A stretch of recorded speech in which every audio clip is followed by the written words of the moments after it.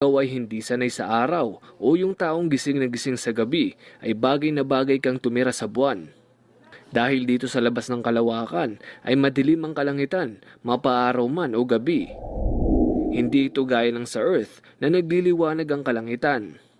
Marami sa atin ang mapapaisip na dahil ito sa liwanag na nanggagaling sa sun, kaya maliwanag sa araw at madilim naman sa gabi.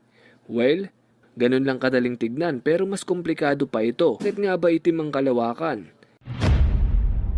Yan ang ating aalamin.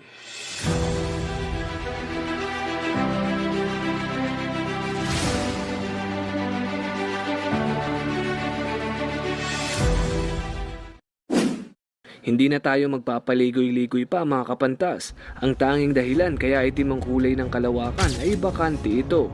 Walang atmosphere, walang molecules at walang kahit na ano. Tinatawag ito